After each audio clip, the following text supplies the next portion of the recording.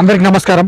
ఇక రాజకీయ వార్తల్లోకి వెళ్తే కేసీఆర్ కి మన ఫోన్ ట్యాపింగ్ కేసులో కేసీఆర్ కి సిట్ నోటీసులు ఇచ్చింది. నందినగర్ లోని ఆయన నివాసంలో అందించిన అధికారులు ఇవాళ మధ్యాహ్నం 3 గంటలకు హాజరు కావాలనే ఆదేశాలు. స్టేషన్ కు వచ్చినా సరే వేరే చోట అయినా సరే కానీ వెళ్ళండి, నేను రాలేను, మీరే ఫామ్ హౌస్ కు రండి అని కేసీఆర్ చెప్పడం జరిగింది. ఎందుకంటే కేసీఆర్ మరి రాలేకపోతున్నా అనేసి వార్త అయితే ఇచ్చేసిండు. మొత్తానికి మీరే రండి, సిట్టు వాళ్ళే మా ఇంటికి వచ్చి ఎంక్వైరీ చేసుకొని వెళ్ళండి అనేసి కేసీఆర్ బహిరంగంగా చెప్పడం జరిగింది. ఇక ఫామ్ హౌస్ కు రండి అనేసి కేసీఆర్ చెప్పడం కొంత ప్రతిపక్షాలకు గుండె దడబుడుతుంది. ఎందుకంటే కేసీఆర్ ముందర కూర్చొని మాట్లాడడమే పెద్ద భయంగా ఉంటుంది. అలాంటిది మరి కేసీఆర్ ఇంటికి పోయి మాట్లాడాలంటే సిట్ అధికారులైనా వాళ్ళు కూడా మనుషులే కాబట్టి కొంత భయం ఉంటుంది.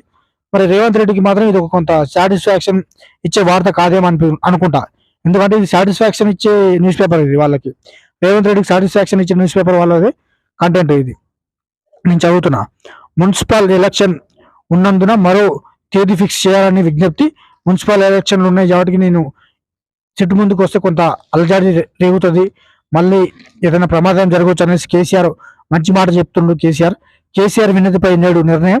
సిట్టు చీఫ్ సర్జనర్ అనేసి చెప్పడం జరిగింది. మొత్తానికి సర్జనర్ ఎవరైతే ఉన్నారో మన ఇంతకుముందుకు పెద్ద మనిషి పోలీస్ ఆ సారే చెప్పడం జరిగింది అనమాట. సరే, ఈ రోజు మనం నిర్ణయిస్తాం కేసీఆర్ ఇంటికి పోవాలా లేకుంటే కేసీఆర్నే ఒకరోజు మళ్ళీ ఎలక్షన్లు అయిపోయిన తర్వాత పిలిపించుకొని మాట్లాడుకుందామా అనే దాని మీద క్లారిటీ మీద ఉన్నారనమాట.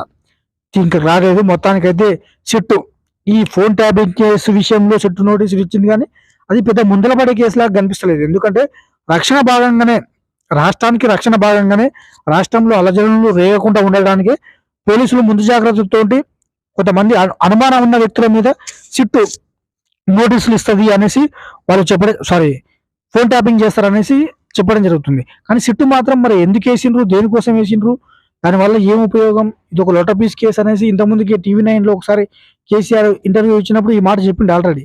ఇది అనవసరంగా టైం వేస్ట్ చేసే పని తప్ప ప్రజలకు ఉపయోగ పని కాదు అనేసి చెప్పడం కూడా జరిగింది.